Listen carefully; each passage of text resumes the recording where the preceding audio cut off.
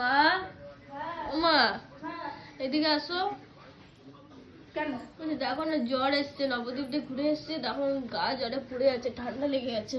দেখি তো, এই বাবা সত্যি তো, প্রচুর জ্বর এসছে। মানে ওর জন্য শুয়ে রয়েছে সকাল থেকে, কত ডাকলাম ওঠ রে ওঠ রে, দিয়ে সকালে একবার গায়ে হাত দিলাম তোর, তখন হালকাও ছিল, এখন যেন ওর বেলা হচ্ছে আরো বেশি। বলছে কি কিছু ঝাল তো তোকে আমি বললাম যে মাথা টাথা সাবান টাবান দিয়ে চ্যান করায়, গায়ে জল ঢালতে ঠান্ডা লাগছে। এইগুলো সর্দি জ্বর কি বলতো, চ্যান করলেই সেরে যায়, তা তো তুই করবি না। মা একটু ঝাল ঝাল খেতে ইচ্ছে তো করছে। কি ঝাল ঝাল খাওয়াবো তোকে? না কি খাওয়াবো ঝাল ঝাল? কি গাছপাতা পাতা পাতা নাই, লাউ পাতা বাটা করে দাও না। ওই দুটো গাছ লাগিয়ে যে আমি লাউ ইয়ে করা শাক টাক খাবো বলে এখন তোকে পাতা বাটা খাওয়াবো নাকি? ওই তো ভাল লাগে ঝাল ঝাল করে বেটে দাও রসুন দিয়ে।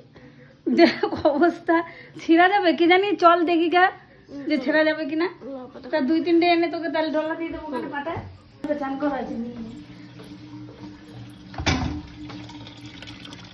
আসো বন্ধুরা, দেখো আমার লাউ গাছ, এখন এইখান থেকে পাতা তুলে আমাকে বলছে বাটা করে দিতে। দেখো এই আমি লাগিয়েছি, দেখো দুটো বীজ পেয়েছিলাম, সেই বীজগুলো ইয়ে করে পুঁতে রেখেছি, এখন এইখান দিয়ে ছিটতে বলছে। বলো,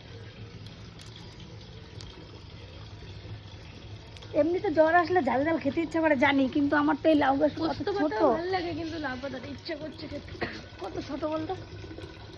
আছিস তো হবে না ওই পাশ দিয়ে দুটো নিয়ে, এই দেখ এই পাশে, ওইসব আমাদের বাগান। এই দেখ পুঁই গাছ, এটা কোথায় বলতো, ওই যে পাখিতে বীজ ফেলেছে টপের ভিতরে এনে লাগিয়েছে, এই দেখ টেঙ্গি ছেড়ে, কি সুন্দর, মানে কিছু লাগিয়ে রাখলেই হবে। এই দেখো কুমড়ো গাছ, এই দেখো দেখেছো, এই দেখো কুমড়ো, এই যে বৃষ্টির জল পেয়ে না কুমড়ো গাছের ডগাটা দেখ কত সুন্দর। ওই একটা আম গাছে উঠেছে, ওই দেখ কত মোটা, দেখা ওইটা কত মোটা হয়ে উঠেছে।